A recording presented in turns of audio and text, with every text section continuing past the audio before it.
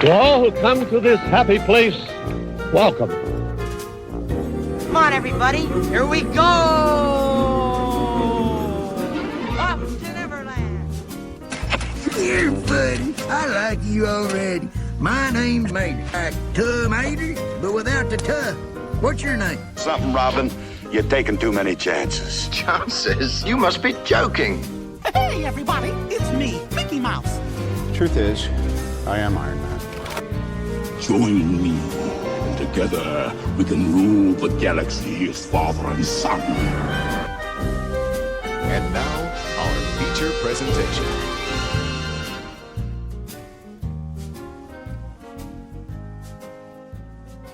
Welcome to Movies with the Mouse podcast, a podcast exploring all Disney entertainment from movies, parks, and everything in between.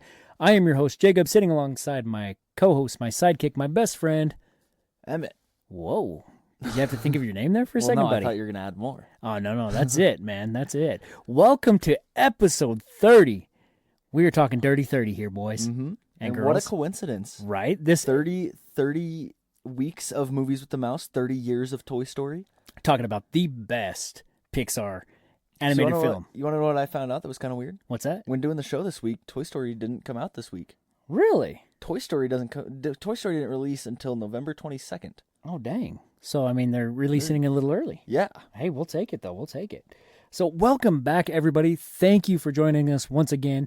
Well, obviously, we kind of led you in what we're going to be talking about. Talking about Toy Story's 30 years, the impact that Toy Story has had on Disney and movies and just the parks, everything Toy Story this episode. Mm-hmm. So, it's going to be great. But like always, man, let's kick it off with what you been up to, bro? It has been a hectic week. Like a crazy week. It is just busy. I feel like I have had no time to rest. It's definitely been one of my more challenging weeks, for sure. But yeah. Yeah, I mean, just between I'm not even working that much. I just have like football practice and then school, and I'm trying to switch schools. So there's a whole bunch of stuff going on with that, and it's just like I feel like I just haven't had time to like slow down. Right, I totally understand. But you know what though? You're going to a new school, so that's cool. Yeah.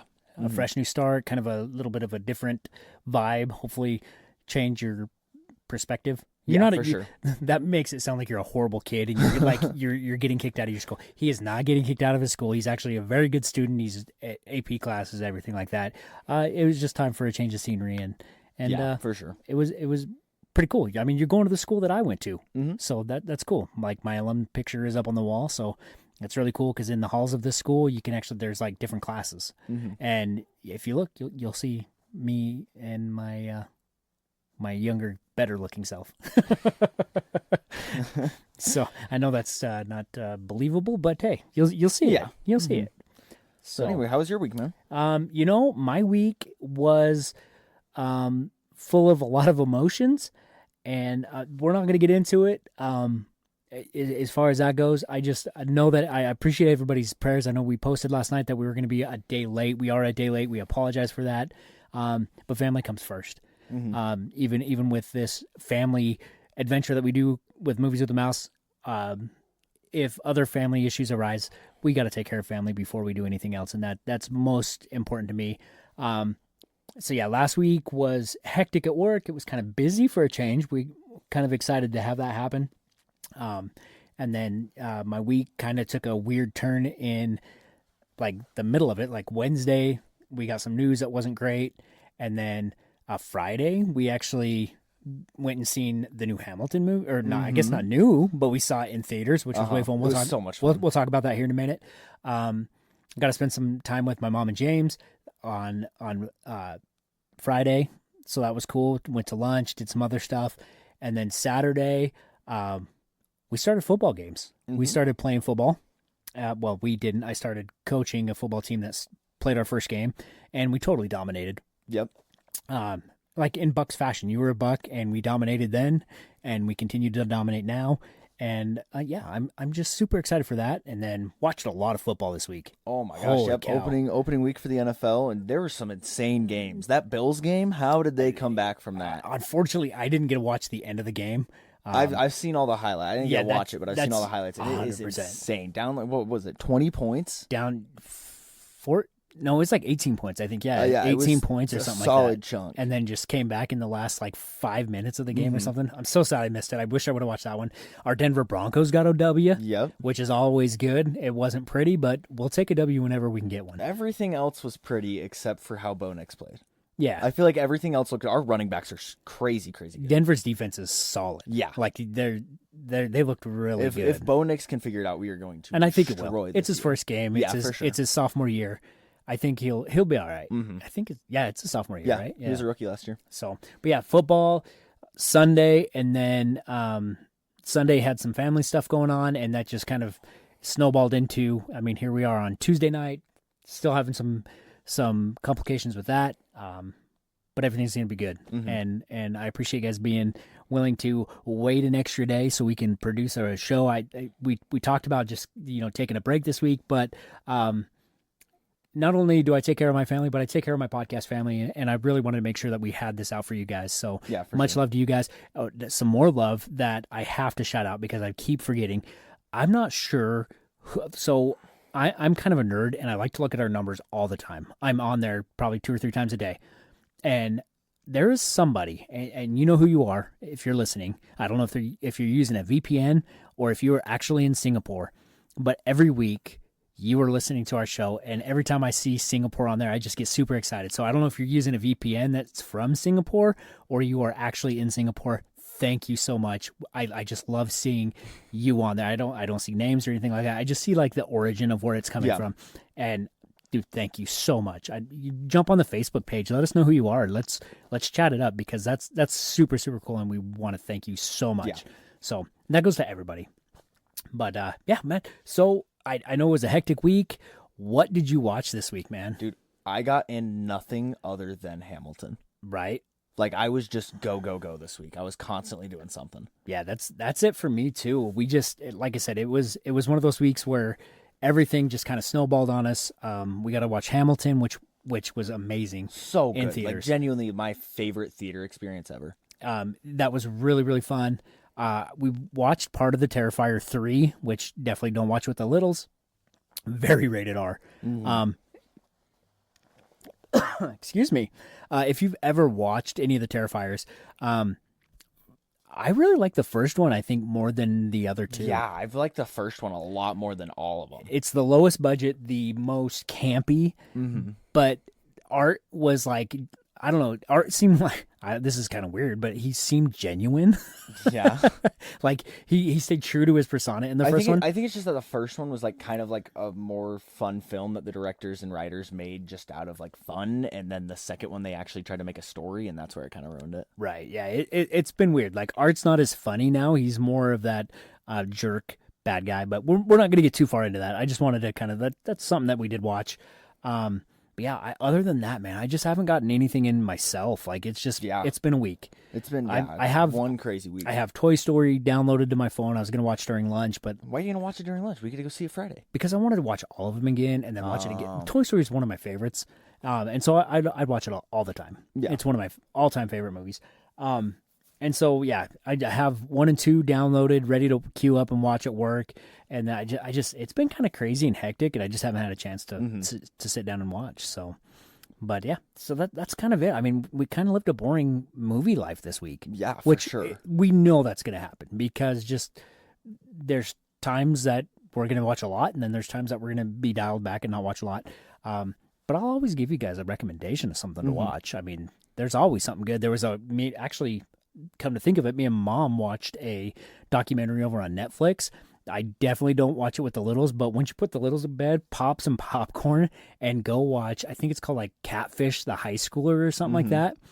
Insane. Like I called it pretty early in the show. I was like, I know what's going on. It's a documentary. It's true life stuff. It's like true crime type deal. I called it from like maybe the first 10 minutes into the show. Mom was like, nah, I can't be, but yeah, I got it right. But yeah. Way to be humble. Yeah, I know. Super good. Super, super good. I really enjoyed it. Yeah, I'd give it like 4 stars just on the holy crap, what in the heck did I just watch level. But yeah, it's definitely not one for the littles, but it's something to, sit with the honey and snuggle on the couch and watch and pop some popcorn and get ready to go man, I'm a good person. But yeah, man. So this week, man, we just came off of Destination D23 last week. So we were news heavy last week, super news heavy. So this week there is a couple things that I wanted to talk about in the news, but once again, we're going to go real low on news this week. We're not going to talk about Hamilton? Oh yeah, let's talk about Hamilton. Dude, so wonderful. So there were, three people in the audience that were dressed up? Three or four? I mean, 3 or 4 of them. 3 or 4 groups, I should say. Not 3 or 4 people. There was 3 or 4 different groups that were dressed up. Aaron Burr, Hamilton. There was one that just had some random white wig. I didn't understand. I don't know if they were trying to be the king or they were trying to be George Washington or what, but it was crazy. Let me tell you something. I've watched this movie before at home, and I love it, and the music is good, but watching it at the theater has totally re-energized. I've listened to the soundtrack now, so we went and seen it on Friday. Today is Tuesday. I've watched this probably 3 or 4, or I've listened to the soundtrack 3 or 4 times all the way through. It is insane. I've picked up a lot more watching it in the theater. And I mean, it could was it not different to you? Mom said it was. I think it was different. Mom and Aunt Jessie said it was different. I think there are. I think the biggest thing is it's more of an optical illusion to us, and we think things are different because it's so much bigger. I don't think so. And so they recorded 2 shows. So and I did read that. So yeah, it might be a little bit different. I know they said the timing was a little bit different. Mom said some of the timing was different. And I feel like there was some really during Dear Theodosia, there was some really close up on Aaron Burr that I don't recognize from the first one. I feel like we saw a lot more of the ensemble in it. Yeah, and that could have just been because they're bigger. Because they're bigger and it's more prominent. You know what I'm saying? On the little screen, you don't see as much. It kind of blends in. Whereas on the big screen, it's right there in front of you. I had this really cool person sat next to me that literally every line of the movie was rapped and sang in my ear. Do you guys want to know who that is? This guy right here, Emmett. Dude, you killed it, bro. I don't think I missed anything. But you need to go to choir or something, because boy, you're flat. No, you don't know how to sing. No. I'm sitting there going, "Oh my gosh, this is horrible." I'm just kidding. It was all right. It was kind of funny at intermission, because they give you 10-minute intermissions. Go to the bathroom, get a soda or whatever.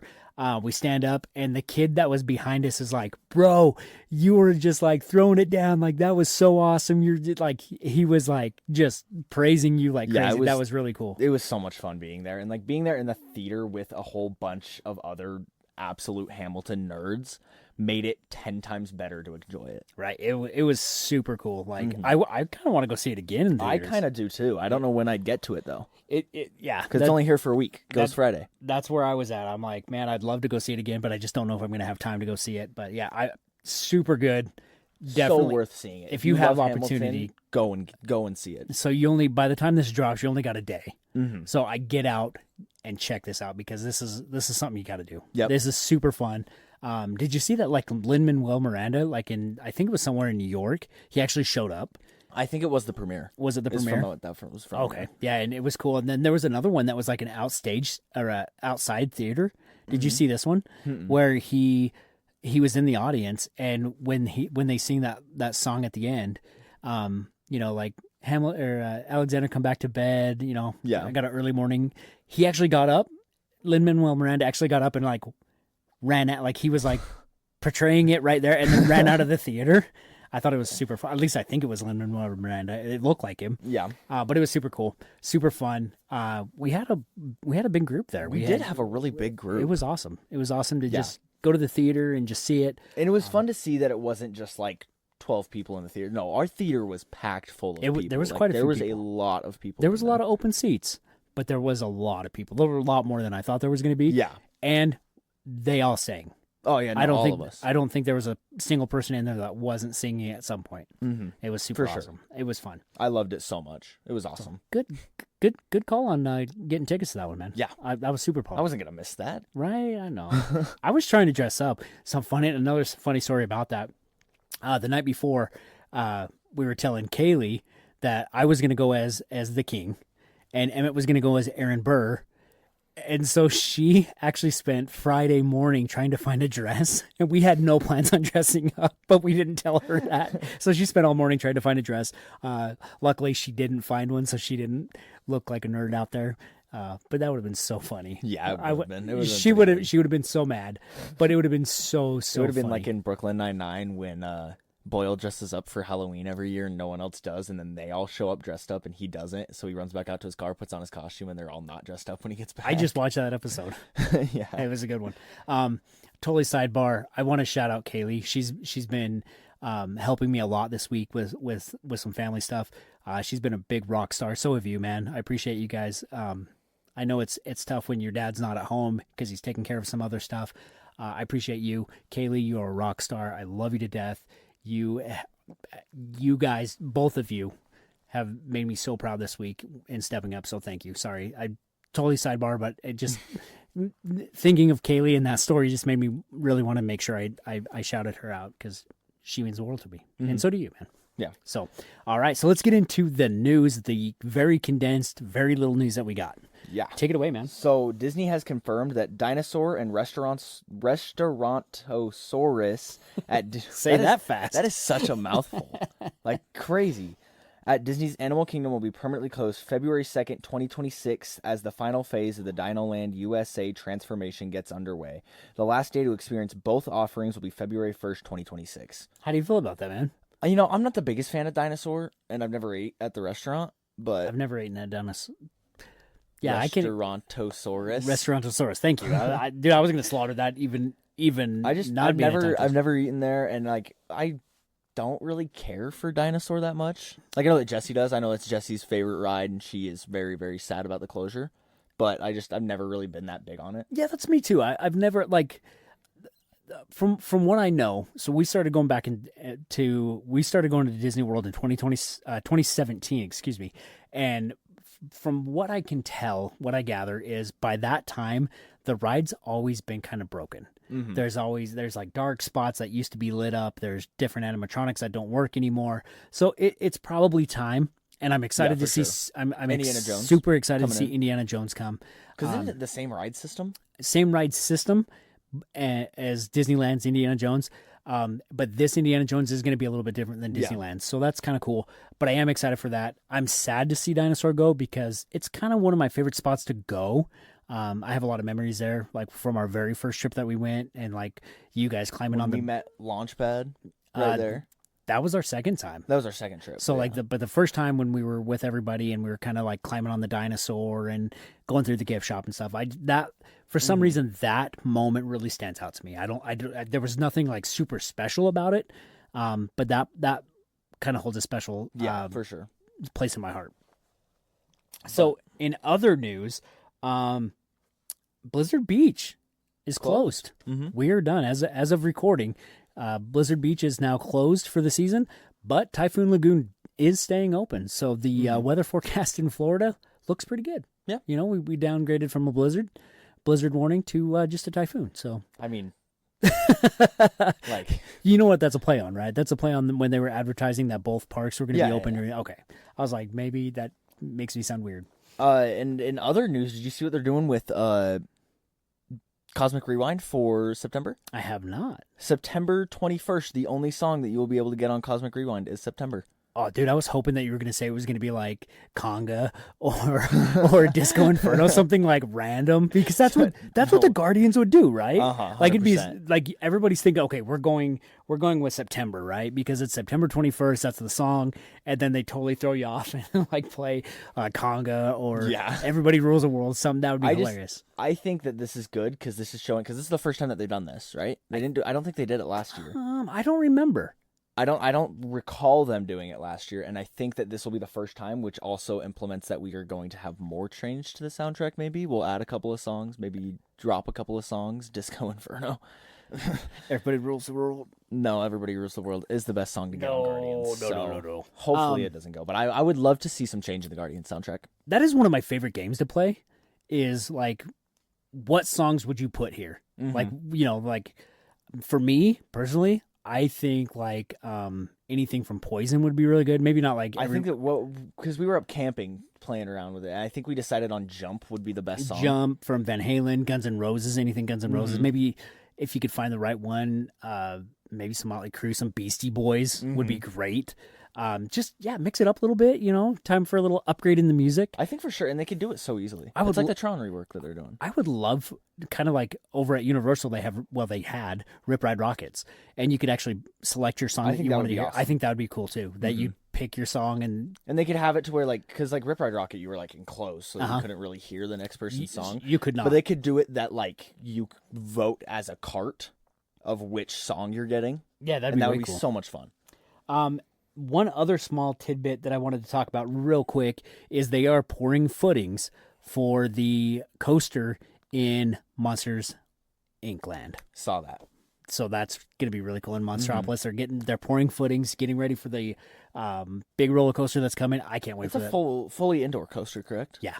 I think it's going to be so awesome. Just the concept art that we have so far and what we've learned about it is going, there's no way it's not awesome. It stinks to lose what we lost, but I think it's great to be getting such a cool upgrade. Yeah. So I'm excited for that. But I think that's kind of it for the news. Not a lot this week. There was a lot of little tidbits, here and there, stuff that we kind of wanted to condense down anyways. But like I said, with last week being Destination D23 and just all the news that we got out of that, I think it was all right that we kind of cut the news a little bit short this week as well. For sure. So, Emmett, why don't you kick us off with this week in Disney history, man? Yeah, so it was honestly a little bit hard to find some stories for this week in Disney history. I had to search for a solid chunk of time, more than I usually have to.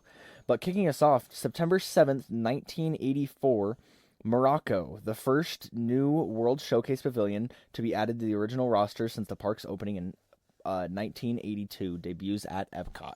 That's way cool. Mm-hmm. I think Morocco is one of my favorites because of the secret of how Tower of Terror is hidden in Morocco. That is it's pretty the same cool. color. Yeah. I'm kind of the opposite though. I think this is one of my least favorite pavilions. I to actually be around. I don't think it's very fun. There's not a lot happening in Morocco. So yeah, I mean, it's a cool pavilion, but it's not my favorite. Yeah. A cool thing about the Morocco pavilion was it was actually ran by. I better kind of pump the brakes because there's something to do with the Moroccan government actually was a big part of it. They had a lot to do with the running of it and everything like that, which is always cool. I know all of Epcot, in each pavilion, the different pavilions are, staffed by cast members from that area. But I think this one actually was funded by Morocco. So they had a lot of say in what was going on, what was in there and that kind of stuff. So I know they got a couple of really good restaurants in there that I've never eaten at. Isn't it Morocco that has the one out on the water? I don't think any of them have. I think there's seating out there, but I don't think it's the restaurant's back. Oh, in the yeah. back. What is it called? Is it Spice something? Restaurant Marrakesh or something like that. I could be so wrong on that. But yeah, so Morocco, that's cool that it was opened, in 1984. Mm-hmm. So a year before the greatest birth ever. And that's me. Well, that's probably 20-ish years before the greatest birth ever. I guess more than that. Yeah, dude, quite a bit more than that. Yeah. All right, so 23 years. Quick math, man. I can't even do math that quick. What was it? Mom was giving me crap the other day because she's like, you can do math. I think it was Disney math. I was like, oh yeah, this isn't it?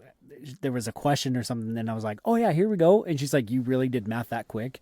But it's because it was Disney. I have to do math quick in Disney. It was about our trip, I believe. Was it? Yeah. Going down to our trip. And she's like, you really did math that quick? And I'm like, well, yeah, of course I did. So we're going to jump ahead quite a few years. September 10th, 2009, Walt Disney Company presents President and CEO Bob Iger launches the first ever D23 Expo, an hour-long presentation in Anaheim Convention Center in Anaheim, California. So we just got off the heels of Destination D23. Mm-hmm. I don't know if you've noticed I'm saying Destination because it's different than D23, I guess. Because it's in a different location than normal. that would totally make sense. Yeah, because we were in Orlando, so we're at a new destination. All right. So usually but it's in Anaheim. From what I can tell, it's two separate like deals, and maybe that's why we didn't get the news that we did. Like we expect out of a D23. So yeah, the first one ever was held by Bob Iger, which was only an hour-long presentation.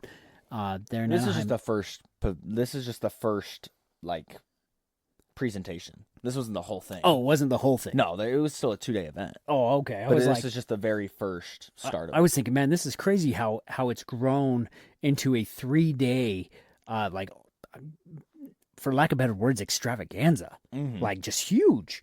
So yeah, that's crazy. That's way cool. Well, what else you got, man? Taking a big jump again, September 4th, 2020, Mulan, an action drama film produced by Walt Disney Pictures, is released onto Disney+. In my opinion, the worst live-action remake. Oh, really? Yeah. You didn't like Mulan? I did not like the live-action Mulan. Oh, I loved it. I just didn't think it wasn't Mulan.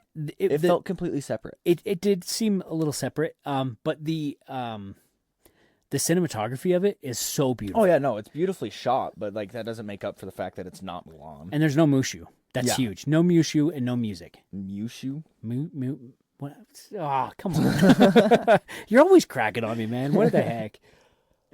Yeah, it just like it doesn't hit for me because like there's no music, so like Mulan has great music. Why would we take out the music? And there's no Mushu, so there's like no comedic relief to it. Yeah, like, but I thought it was great. Me and Mom watched it when we did our episode on live action remakes. Me and Mom actually watched it, and it's up there for me. Like, it's one of my favorites. I mean, it's hard to say favorite when you say live action because there's only been one really good live action remake, and that's Lilo and Stitch. But yeah, it's up there in my tops. Yeah. So, yeah, one other thing that I really want to. Sorry, guys, I'm reading here at the same time.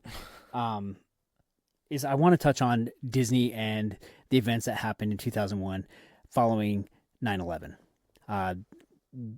9/11 happened, of course, in 2001. So we're talking, 26 years ago? 24 years ago? 4 years ago? See, there's my math right there. We still don't forget those things and those brave firemen and first responders that went in there to help save what would be like this nation's biggest terrorist attack. So on that day, Disney, they closed temporarily. They closed for a little bit, and then they reopened, lower capacities and stuff. Just for the safety of their guests. I know a lot of travelers. All flights were grounded that day, and so there was a lot of impact there. But some of the cool things that Disney does is they honor 9/11. Disney has honored 9/11 victims, first responders, and military personnel in various different ways with moments of silences, dedications at firefighter memorials, including Disneyland and Disney World.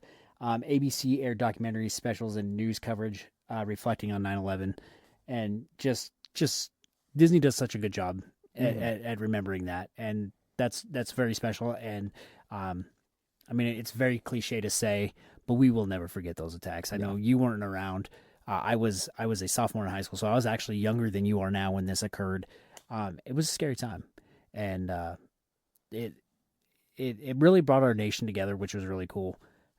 In that aspect, I hate that it had to happen the way it did, because the days, weeks, months after 9/11, this nation was completely different than what you even see now. It was we were all together. There was like a united cause, and we were going to fight the fight. And yeah, so we never, we'll never forget what happened on 9/11. Big hugs to everybody that was affected. I think everybody knows somebody or someone or a friend or family, whatever, that was affected by this. This was a big, huge thing, and Disney actually does a great job at having memorials and stuff like that, which is really cool. So good on Disney for that. Yeah. So, all right, sorry. Out of that gloom news, so let's get into something extremely fun, extremely exciting. Everybody's favorite part of the show, Emmett's all-time favorite part of the show. He asks me every day if I will talk to him right before bed. I have to tuck him in the Doofenshmirtz voice. You do not. That does not happen. I'm 16, guys. I can put myself to bed. Guys, he totally asked me to talk to him in Doofenshmirtz No, I voice did every not. day. No, I don't. All right. So here's the Dr. Doofenshmirtz segment. I'm not even going to call it a joke. I'm just going to call it a segment You don't of the get to show. call it a segment. It's a joke. All You right. don't get a full segment. Are you ready? I actually almost thought about cutting this out this week, guys. I just couldn't. I had to give the people in Emmett what they want, what they asked for. I don't want this. You do too. No. All right. Other kids get. Already breaking down. It's so funny. Probably not. So other kids get to family vacations. I got mandatory character building survival tips. Well, they dropped me in the middle of the woods with a compass and a kazoo. Spoiler alert, the kazoo did nothing. That was probably my worst. The story's funny. I liked it. Even funny. I thought it was funny, but my voice, guys, it's been a long week. So, I'm gonna actually take this one from you, man, because I found this quote today, and it kind of sums up my week, and I think I wanted to share it with everybody. So this week, our quote of the week is, "Love is putting someone else's needs before yours." And this is from Olaf from Frozen 2013. So the original Frozen 1. This kind of hit me hard today when I was looking this up. Love is putting someone else's needs in front of yours. And no greater thing has ever been said. I've always strived to teach you guys and really kind of do it myself, is to put other people's needs and what they need before myself.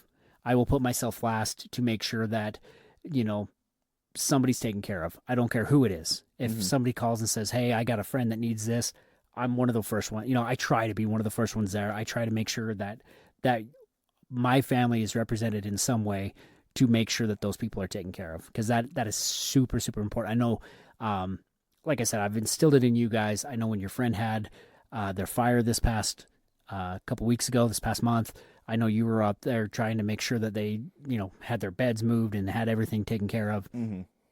I just think that's a good character quality in everybody. So yeah, just if you're out there listening to us, it's important. Our family's going through a lot right now, and it's one of those things that I'm going to drop everything I can, whether it be work or podcast or whatever. I'm going to make sure somebody else is taken care of before myself and what we need to be done. So yeah, much love. I love this quote. And yeah, sorry guys, this episode is going to be kind of somber. I hate that. I really tried to come in with a lot of energy, but just the feels are there, and it's kind of showing through a little bit. I'm trying not to, but yeah. So there's that. So Emmett, why don't you kick us off with our feature presentation? You made it this week. You want me to keep talking? I'm a little lost here. I've been talking the whole time, man. This is bad. They don't come to listen to me. They come to listen to your amazing teenage voice. As long as you're not cracking and stuff like that. I probably do more of the voice cracks than you do. Probably. But anyhow, guys, this week we like we talked about before, we are going to deep dive one of the best franchises in Disney history, and that is Toy Story, because this year, we are celebrating the 30th year of Toy Story. Mm-hmm. One of the best, I think, probably, top 5 Disney movies? Would you go that far? I wouldn't even go animated films. I wouldn't even just go Disney movies. I would go top 5 animated films of all time. Yeah? Yeah. It's so good. Like, it's such a great franchise. Like, they never cease to amaze me that they can take this franchise, and it's something almost that they've beaten to death, but they still find life in it. They're coming out with Toy Story 5. I don't know. Toy Story 4 was a little rough. I loved it. I cried. Seriously? I cried bigger tears there than I did in the third one. There's no way. Yes. The fourth one wasn't even sad. Well, I mean, spoilers. I mean, it's been out for a few years, so we can talk about spoilers. But anyways, like a long time. We'll get into that. Let's start at the very beginning. So the very beginning is so cool. You see the opening montage of this where Andy is playing with his rough, tough, rootin' tootin'est cowboy Woody doll, and everything about Andy's life is Woody. Mm-hmm. He loves the Roundup show. He loves, he's cowboys. He's got the sheriff bedspread. He's got everything, And I think we all had that one toy that we just like, this is it. I'm so old. I can't remember if I had like one specific toy that I was like, this is it. But I mean, I remember like when this movie came out, I had a Woody doll that I played with a lot. I mean, I might have been 10 years old and I had a Woody doll that would like sleep in my bed next to me. I was 10. I probably should have been a little bit more grown up. Probably not. But hey, youth is very short, so live it to its fullest, right? So you're introduced really quick to a very amazing ensemble of characters. You get Bo Peep, Rex. You get Slinky Dog, Slinky Dog, Mr. Potato Head. Just a great like supporting cast. And then they're at Andy's birthday party, and you get the like almost a villain type, and Buzz comes into Andy's life. This is the new sensation, the new character, the amazing, the new toy that has like laser action and opening wings and stuff like that. And that's Buzz Lightyear. And you're introduced to Buzz Lightyear. And Buzz was like a pretty cool toy. And then you see Andy's love for Woody kind of get overshadowed a little bit. He wants to play with Buzz. He wants to take Buzz with him. He wants, and kind of like there's a scene where he knocks Woody off the bed and Woody's like, what in the world just happened? That was tough to watch because, it's like, that's his friend. Yeah. And so then it's over. And this, it's such a cool, like the story in itself being of like friendship and finding ways to, even through your differences, become a good friend. Yeah. And that's what's really cool about this. They at the first they kind of have a little bit of animosity, and then they find out that, we got to get, we got to work together to get with Andy, because they're moving, right? In the first one. Am I right? They're moving. And so they get packed up and they get separated, and it's just so cool. And then you kind of get introduced a little bit to Sid, who is the bad guy in this. He's the villain in the first one. And he's like this toy monster, torturer monster, almost like a Frankenstein type deal. There's a couple adult jokes in there. If you've ever looked at some of the toys, we'll talk about it off air. If you don't know what I'm talking about, some of the toys are adult jokes that were kind of thrown in there, which is really cool. I love this because Toy Story 1 transcended my childhood, and then like as it got old, you're still able to love it. There's still something that you love and cherish, and I don't know if it's a nostalgia thing or what it is, but it is so cool. What are your thoughts on Toy Story 1, man? I love Toy Story 1. Like, I mean, it's not my favorite Pixar movie of all time, but it's still one of my favorite movies of all time, if that makes any sense at all. Can I say something real quick? It's okay to be wrong, Emmett. Toy Story is like 90% of the time. Toy Story is the best Pixar film. Probably not. Okay, anyways, go ahead. Sorry. But it's just like it always puts you in a good mood, and you can't really like get sick of it. Like you could watch it 100 times in a row and be perfectly fine. Yep, I 100% agree with you. So I love it. Dude, let's talk about voice actors in this. Insane cast. This is one of the biggest like voice acting credits that I could. It's huge. And it's most of these people's first time being a voice actor is in Toy Story. Yeah. Do you want to say out the cast? Absolutely, man. So you got Tom Hanks, who voices Woody.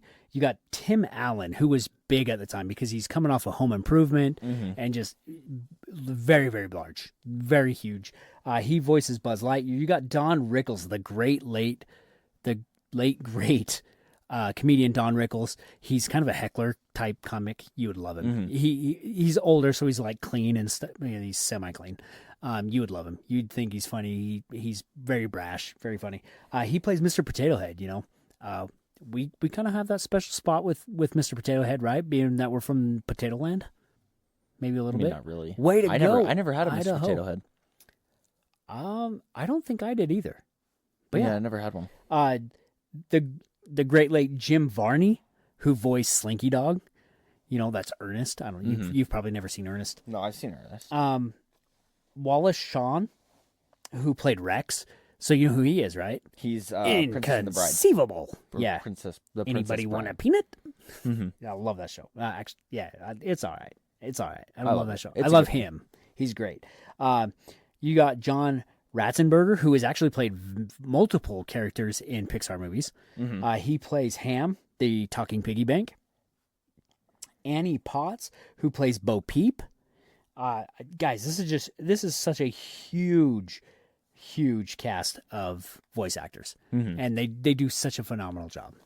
So, some other cool things about this movie is this is the very first full-length CGI movie. It makes history being the first fully computer animated feature film, which is just insane to me that like it's that big and it was the very first CGI animation. That's way crazy. Which just like brings it into a whole new light almost. Right. Yeah, it's so good. Like this kind of Toy Story for Pixar kind of saved them. 100%. Like they really put Pixar on the map. Well, it was Pixar's first feature film. Yeah, so it really put them on the map.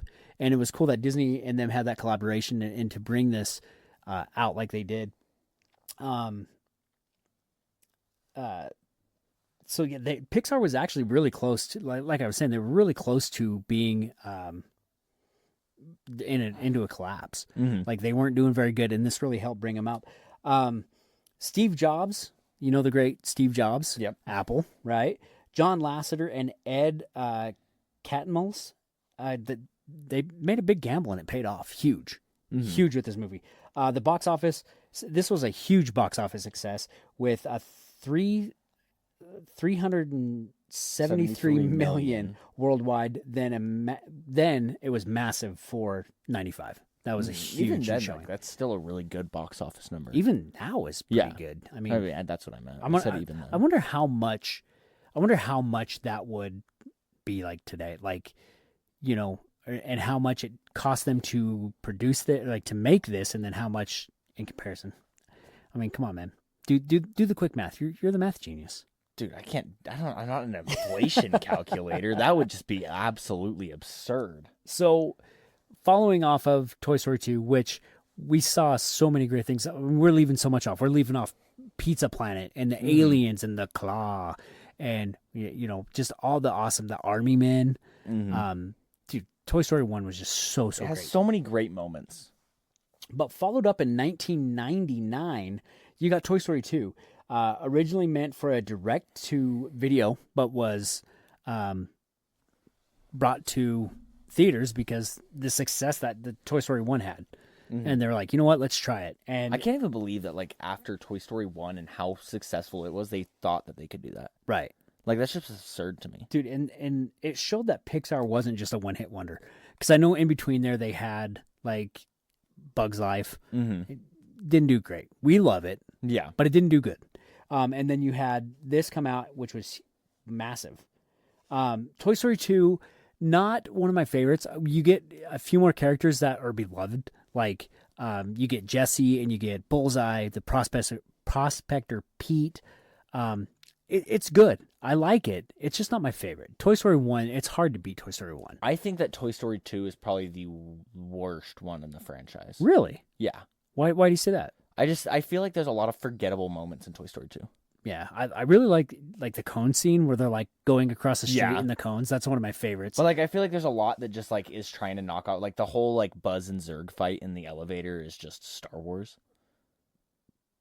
Like it's just the Luke and Darth Vader fight from they literally quote it. Why have I not ever really I know they quote it. But that's totally cool. Like I never even really thought of that. It's just the Luke and Vader fight from Star Wars. Dude, that's amazing. So yeah, so the premise of this installment of Toy Story is Woody is stolen from a yard sale, from a yard sale from a toy collector, and he takes him and like cleans him up and kind of brings him back to not pristine but like close to pristine condition, right? paints over Andy on the bottom of Woody's foot, which is like devastatingly sad. Like that was a rough spot.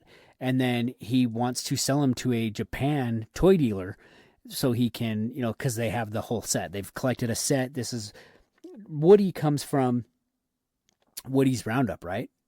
And so there's Jesse, the cowboy, or I get cowgirl. And then you have Prospector Pete and Bullseye. And so this actually completed the toy collector's set. And so they, and the other cast of characters, we reprise all of those characters again, and they are there to team up together to save Woody. And then you kind of get that internal conflict with Woody. Like, do I stay with my friends and go be with Andy, or do I stay and set, with this collection, I'm complete with these are my people, you know what I'm saying? And so he's torn between not what's right or wrong, but like he's torn between a big decision. This is huge for him. And so he has to decide what he's going to do. Of course, we know the outcome. And what do you think, man? Do you think he made the right decision? I think, yeah. Like and it's not that like he made the right, but like he went with the people that he has always been with, and then he tried to bring everybody else along with them. Right. So, the theme of this was definitely purpose and loyalty, finding where you belong in life. And it's great. And then you also get in this, we get a new villain. So Sid's no longer our big villain. Our new big villain is, Al and Prospector Pete. Now, Prospector Pete, at the beginning, and I see a theme as I'm doing research for this, I see a theme in our villains. Our villains, we believe, are good friends and kind, and because that's how because Prospector Pete be kind of when we first meet him, he's kind and soft, but then we see what he's really about, and he's not a good dude. He wants control of Woody, and Woody's not having it. Right. And then you also get Al Wiggins, like you said, the greedy toy collector who steals Woody to complete a set. Yeah. So, Al Wiggins, I believe, let me do some research real quick on the fly here. I believe he is voiced by Wayne. Yeah. Wayne. So Prospector Pete is actually Kelsey Grammer. And then, Wayne Knight is Al. Wayne Knight, you'll know him from Jurassic Park. Yeah. And he's on that weird show set in New York. I think it's like Seinfeld or something. I never watched that show. We just lost a lot of listeners because I said that. Seinfeld is one of the worst television shows ever made. I don't think I've ever seen like a bit of it. It is horrible. It's a show about nothing, so you can literally pick it up at any point, any episode, and watch it. And so it's like Friends. I'm leaving. So it's like Friends. Because that's exactly what Friends is. It's a show with no story. No, you got a big story with Friends. You got Ross and Rachel. There's you no got Chandler and Monica. There's no story in Friends. Dang it, Emmett. You are just disappointing everybody on this show. That's listening to the show. You are disappointing. Because How I Met Your Mother is light years better than Friends. It is a remake of Friends. No, but it's a remake that's 10 times better because it actually has a story. Friends started in 92, ended in like 2004. How I Met Your Mother is after that. Therefore, they copied. Yes, but they did it better. No. Yeah. So anyhow, let's get back to Toy Story because I'm about ready to. You guys are going to see a WWE Royal Rumble right here in my basement in the podcast dungeon. It's about to go on. Anyways, I digress. You get a few other new characters. I think we see Barbie in the second one. Barbie. I don't think we see Ken until the third. No, Ken's in the third one. Third. You see Barbie. You see the Isle of Buzz Lightyears. Yep, and the Spanish-speaking Buzz. No. Is that third? That's the third one. Oh my gosh, I'm getting them all confused. So yeah, great movie. Not the best sequel that they ever came out with, but I liked it. I thought it was okay. Mm-hmm. So why don't you lead us into Toy Story 3, Emmett? Toy Story 3 is really like, I guess like, I would say it's a turning point almost. Like it brings it back into what really is Toy Story, I think, because the second one's kind of out there, but I think Toy Story 3 really brings it back. And it's just the story of how Andy is growing up and he doesn't need his toys anymore. Mm-hmm. he is going off to college and he is giving his toys away and he gives them to, or I think he just straight up tells his mom to get rid of them. Mm-hmm. And his mom donates them to Sunnyside Daycare and they are placed in the butterfly room, I'm pretty sure. Buttercup? Butterfly. Butterfly? I'm pretty sure it's the butterfly room. And it's the whole gang just trying to reconnect with all of these new different types of toys and different, like, toys from different areas and, like, figuring out where they belong there when they just want to be back at Andy's house and just trying to figure it out. And we meet our third villain that we believe is a friend at first, being Lotso the bear. Yes. Who doesn't love Lotso? I love Lotso. Lotso is a great villain. I wish Lotso would not have become a villain Mm-hmm. because I really want the plush. You go into, like, after you get off the ride after you get off Toy Story Mania and you go through the gift shop and there's Lotso there and he smells like strawberries. I want to take him home, but but he's so bad I don't want him. My least favorite thing about him smelling like strawberries at the Disney parks is that it's the not clean version of Lotso. Like, he's dirty. Right, like, he right. looks all scruffy and messed up, and he still smells like strawberries. But it just follows them as they are trying to escape the daycare from Lotso and his gang of, like, just toy, like the baby, the creepy monkey that's banging the things together, watching the security cameras. That's 4. No, that's 3. Are you sure? Yes. Because, like, Buzz goes in there, like, gambling in the vending machine. Oh, yeah, no, because 4 is the ventriloquist down. Okay, yep, you're right. Yep. Sorry. And, like, the creepy monkey that's banging the things together. And isn't this where Mr. Potato Head becomes a tortilla?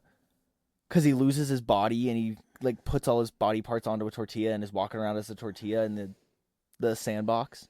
Man, maybe I gotta go watch this thing. Yes, it is. Yes. And then the baby that patrols the playground, and then the whole ending sequence of the fire and the incinerator. The incinerator, and then the claw. Who didn't cry in that scene?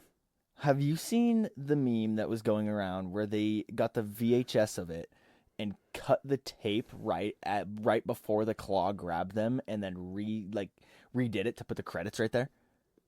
Aww. So that they showed it when they showed it to everybody, it just ends with them all going down into the fire and the credits roll. Dude, I'm gonna cry right now just thinking of that. That's horrible. Who would do that? I think they need to go on a terrorist watch list or something. That is horrible. I think it's kind of funny. Damn it. That is horrible. Like, could you imagine if that's where it ended? Yeah, that's insane. So yeah, you are introduced to Big Baby, a creepy baby doll enforcer for Lotso. And then this is where we see Ken for the first time. Mm-hmm. At the end, though, Ken softens up a little bit. And we also get the Spanish-speaking Buzz. Yeah. And, like, it's... Toy Story 3 has some great moments in it. I'm going to have to go back and watch Toy Story. Maybe I'll delete Toy Story 1 and put Toy Story 3 on my queue for things to watch at work. Because it's been a long time since I've seen Toy Story 3. I know it's a great, great movie. I'm going to have to definitely look it back up, man. Because it was something crazy good. So the themes of this one is identity, change, and then finding your own path. Actually, I lied. That was for Toy Story 4. Oh, way to read. I didn't read right. Surprise! Growing up, letting go, love that lasts beyond childhood. I know that there's actually some toys that I still have from my childhood that I just could never give up. I know I gave you a lot of my toys when we were lucky enough to have you, and I gave you a lot of my wrestling toys, and this is even before you liked wrestling. But there's still some that I hold tight. I got them in a box, put away somewhere. I should probably get them out and play with them or look at them or something. Yeah. I mean, I still have toys. I have toys in my bedroom. I have Lego sets in my bedroom. I have Funko Pops. You have a Woody and a Buzz? No, you don't. I don't have a Buzz. You have a Woody, I have a Woody still in the box. I don't know if I could ever pull him out. Like, that just... I know our buddy Justin has the same thing, but he actually eventually did pull his out of the box, and I'm like, man, I don't know if I can pull it out of the box. It's tough. You know, that because I'm like, if I pull him out of the box, then he won't be pristine, and it won't what be... if he starts moving? I will punch it and run and burn our house down, because that would scare the living heck out of me. Have you seen... Actually, I don't want to go into that. All right. Anyhow, so after Toy Story 3, of course, we get another... So Toy Story 3 came out in 2010. So roughly about 9-10 years later after Toy Story 2, Toy Story 3 in 2010, and then in 2009, so about every 10 years, we're getting a new adaptation of Toy Story. And in 2019, Toy Story 4 comes out. Woody, actually, we didn't talk about it. At the end of Toy Story 3, Bonnie Anderson actually gets all the toys. Gets all of the toys. Which is great because and it's a great scene. And she loves her and Andy playing with the toys. Yep, and she just loves the toys just as much as Andy did. She sets them up and has like tea parties and plays with them and has different scenes set up for them. It's way cool. But in Toy Story 4, Woody is now with Bonnie, and it feels left out as she plays less with him. So as she's growing up now, so he's almost reliving it once again. So he felt it with Andy, and now he's feeling it again with Bonnie. He's kind of feeling left out. He meets a great character, Forky. Forky annoys me. He's not trash. Forky annoys me. He's not trash. He still annoys me. It is so. Forky is a spork. If you guys don't know what a spork is, it is a fork and a spoon combined. Pretty self-explanatory, I would think. And takes responsibility for helping him understand being loved. So Woody takes on Forky and says, hey, you're loved, you're not trash, because Forky's always like, I'm trash. And Woody's like, no, you're not trash, you're a toy. Yeah. You're a toy. That's a great movie quote. You know, I know what you're talking about. It's from Toy Story. Well, yeah, obviously. So Woody reunites with Bo Peep, who's embraced a lost toy, has embraced the lost toy life of freedom. So she's kind of went on her way, and now she's reunited. She's kind of roaming. Yep, she's changed. She's no longer in her Bo Peep dress. She's in pants, and she's like got this like new like cool slick look to her. It's pretty awesome. And in the end, Woody chooses to leave his old life and join Bo Peep in the way of the like freedom, right? And that tore me up so immensely. The scene on top of like the carousel. Yep, when he says goodbye, and guys, it is one of the worst things because you're mad at Woody. And Woody is somebody that we've come to love for 3 movies. You come to love Woody, and then he turns his back. That's how I felt when I watched this movie. I felt that Woody turned his back on the entire playset, and he's kind of takes this more selfish route. And I don't like that. And it made me sad, and I cried a lot. I sobbed in this movie. Identity change, finding your own path is the themes of this movie. There's some great scenes in this movie. I love the antique scene where any scene in the antique like shop is awesome. Right, it is so or crazy. Or the like party with Duke Kaboom. I love Duke Kaboom. Duke Kaboom. So in this, you see Gabby. She's a 1950s pull-string doll with a broken voice box. She wants Woody's voice box so a child can love her. She starts in... Sorry, guys. I am struggling. She starts as an antagonist, but ends up with a redemption, which is kind of cool. So in the other ones, we kind of see it reversed, where they start good and then they get bad. Can we talk about the really creepy ventriloquist dolls? Oh, they are scary. They remind me of Saw. You know, or you probably don't remember Goosebumps. Do you remember Goosebumps at all? The books? Goosebumps, yeah. And like the ventriloquist in that? Yeah. That's what it reminds me of. And I think that's kind of what they were playing off of. What is the ventriloquist name in Goosebumps? Oh, yeah. I can't remember. You keep talking. Okay. Figure it out. Oh, dude, I've already been talking. But yeah, no. This movie was super good. Like I said, it makes you feel a lot of feels that don't normally get from an animated film. Like I said, slappy. So you get that angry and emotional feeling that you get when Woody decides to go on his new path. Yeah, so just insanely good. I love. I wasn't the biggest fan of Toy Story 4, but I didn't hate it either. So let me ask you, now that we're getting a Toy Story 5, do you think that they could have ended on 3 and been perfectly fine? Yes. I don't think that they needed to change it after 3. Do you think it changes the not stigma. What's the right word I'm looking for, man? Significance? The significance of this franchise. Does it change this franchise because they continue to put them out? I think it does, yes. Because I feel like they're just overrunning it. Yeah. I can see that. That's where I'm with. So in 2022, we did get a, what would you say, a side project where we got Lightyear. Well, that's not even the only side project because we got the Buzz movie. That was a direct-to-video. Yeah, we got that. We got like Toy Story, the Halloween specials, the Christmas. Terror, Toy Story, I can't remember what the Christmas one is. But yeah, Toy Story of Terror is a great Halloween special. I loved it. I don't know if I ever watched them all the way and through. And then there's like the dinosaur one that were like, these were all like straight to Disney Channel movies. Okay. And I can't remember, Toy Story Dawn of Time, I believe is what it's called. They're all on Disney Plus if you would like to watch them, but they are all wonderful. I'll have to check them out. It's been a while. I know I watched because isn't there like 3 Toy Story of Terror? Yeah. Toy Story, no, there's only one. I thought there was a couple of them. And then there's a Hawaiian Vacation one and stuff. Great. And there's like the Small Fry shorts and all the Buzz shorts. Forky Explains or something like that. That's over on Disney Plus, which is phenomenally funny. There's Toy Story, That Time Forgot, which is the dinosaur themed one. It's actually really cool. It's about like fighting dinosaur action figures. And then there's Toy Story of Terror, which is their Halloween special. And I can't really remember the story of that one. And these all take place with Bonnie. Okay. And then there's the Partysaurus Rex short, the Small Fry shorts, the Hawaiian Vacation short, Forky Asks a Question, all of those that were wonderful onto Disney Plus. Hilarious. Like right at the start of Disney Plus too. And then there's Lightyear, and they don't have the original Buzz movie on here, and I can't remember what it was called. Is it called like Buzz Lightyear Galactic Hero or something like it's something like that to that extent? Because it's about like the story of Buzz Lightyear. I can't remember what it's called. Now it's gonna bug me, man. Mm-hmm. Yeah, super great. Like they're definitely like shorts or like a half-hour like episode of it, so you don't get like a full like connection to it like you do.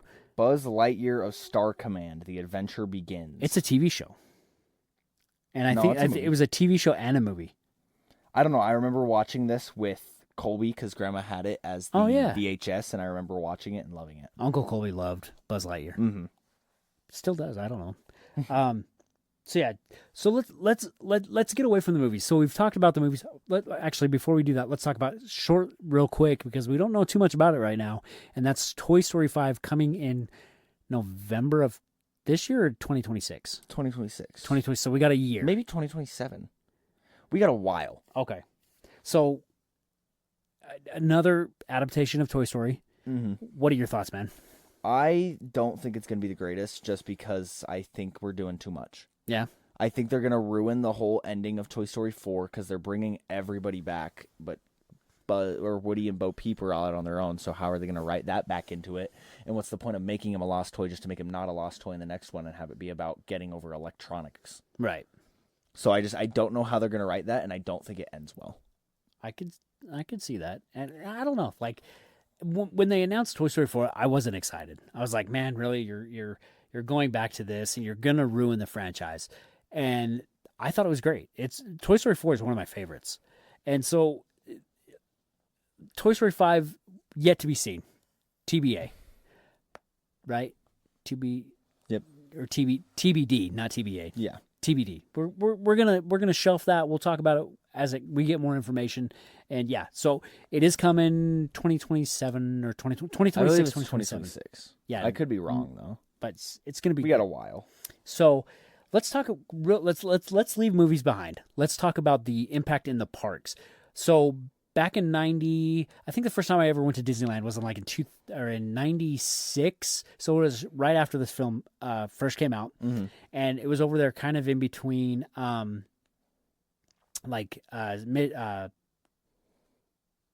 Space Mountain. Excuse me, sorry, Space Mountain and Star Tours over there in Tomorrowland and Disneyland.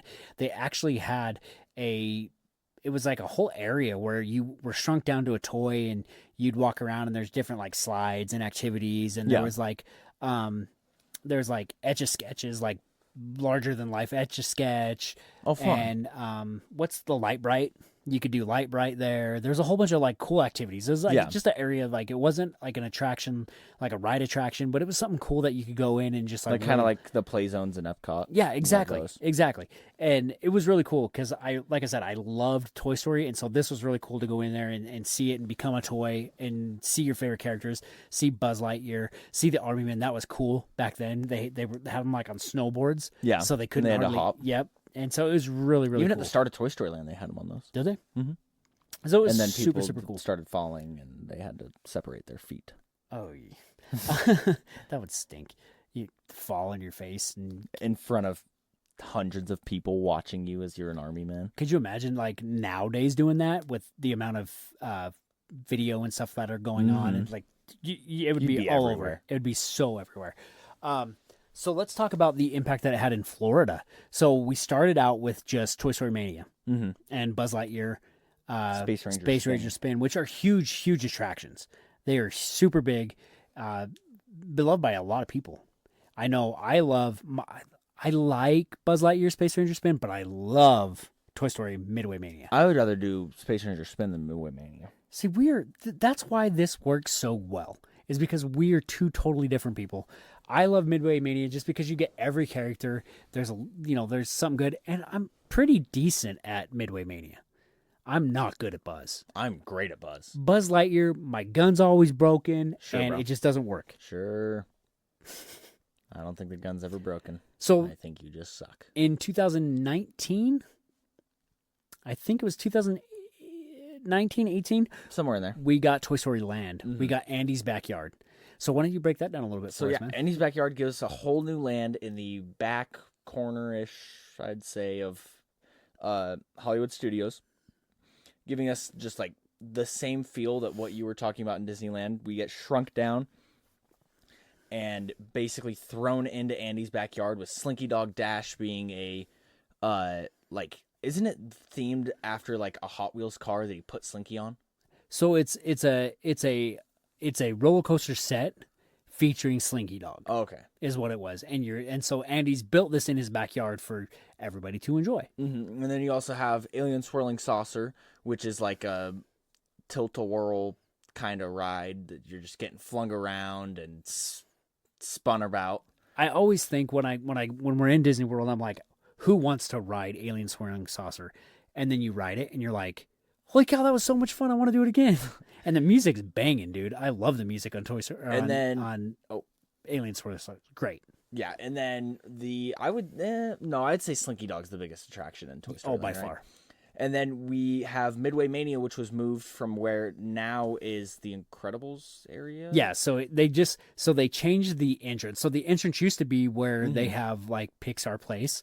It used to be on that side. Then where they just pretty much like took it and just put it on the other side of the building. Yeah. And they had to redo like the loading zones and stuff like that. But it's just on the other side. I feel like the loading zone is so out of place for Midway Mania now. I feel like you're loading in like the back lot. Yeah, it's weird. Like it just feels awkward. It kind of feels like you're like that special, almost like a VIP type. Yeah. You know, that loading zone where like nobody else gets to go to, but everybody is there now. Yeah.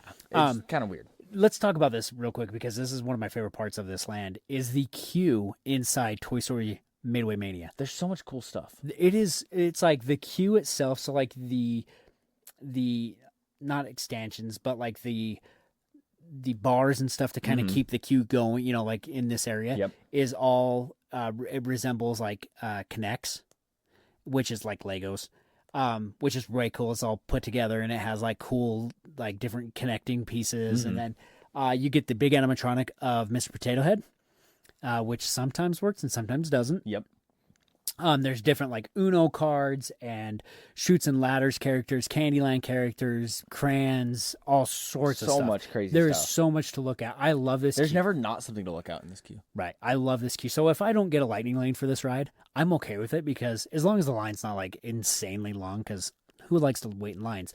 But if you have to wait in a line, at least the queue is really cool and there's a lot to look at. Yeah. And it brings back that nostalgia factor too, because when you're walking through that queue, you're like, oh, hey, this is cool. Like, I remember that game, or, you know, different things. And then like the barking. So he's like carnival barking is Potato Head. So he's, you know, and I believe it's interactive.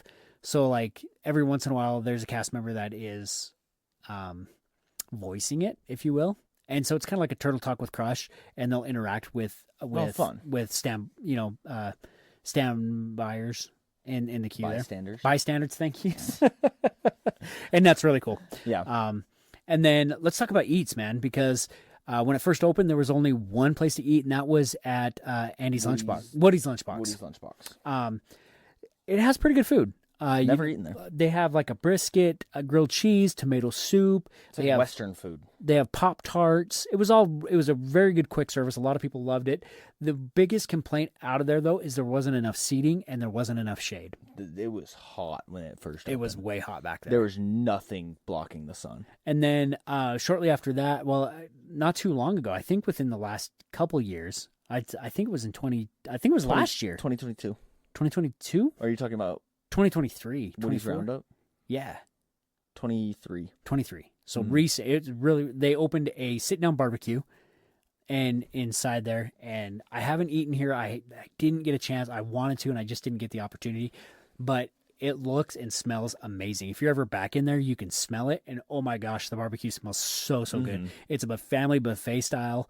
So yeah, and it's really cool because every once in a while you'll hear Andy, and they'll be like, Andy's coming, and everybody freezes. They don't drop. It's character dining, right? Yeah. No, it's not. I thought it was. Nope, not character dining. Oh. But all the cast members that are bringing food, they will just pause. They won't drop to the floor or anything, because that's a safety concern. But they'll just stop, and then like you'll hear Andy leave, and then everybody kind of comes back to life. Yeah, it's super cool. I can't wait to eat there. That's going to be one of the ones that I definitely put on my list of things to do while I'm down there next time. 100%. So, but yeah, man, that's kind of like the impact that Toy Story had on the Disney company is huge. I don't think there's a better represented franchise at the parks than Toy Story. No, because I mean it's just everywhere. You have it in Magic Kingdom. You have it in you have Magic Kingdom, Hollywood Studios. Do you see it in Epcot at all? I don't believe so. I don't think you see it in Epcot or in Animal Kingdom. But the meet and greets with Woody and Buzz are just phenomenal. I love meeting Woody and Buzz. They're always so cool. I remember meeting Woody and Buzz our first trip down in 2017 when they were over in Pixar Place. You have to post that because that was really cool. That was way fun meet and greet. They're very interactive, and they tease, and they so much fun. Yeah. So, all right, man. Well, that's going to kind of do it for this week's episode. I mean, we've talked Toy Story. I know we left a lot out, guys. We're just kind of going banter style today, talking about the different shows. We left out a lot of characters that like Wheezy. What's the little plush like rodent thing? I can't remember his name. He was like a hedgehog. Oh, he's green. He's Bonnie's. Yeah, I can't think of his name. Like, and that's what's really cool too is you get to see like in this franchise.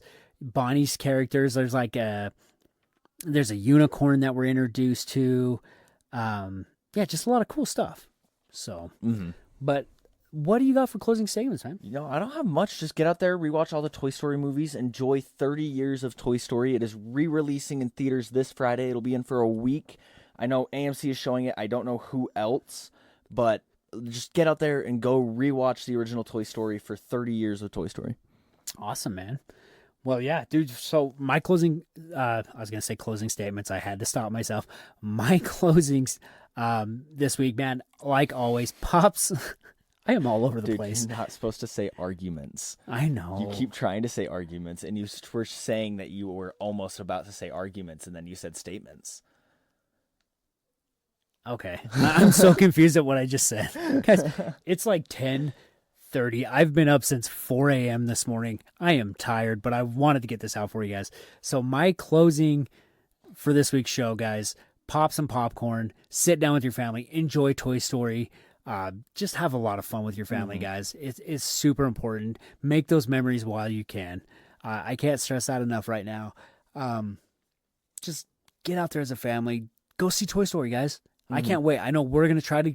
We'll probably get there Sunday. Between football on Friday, football on Saturday, football on Sunday. We're a football household, guys.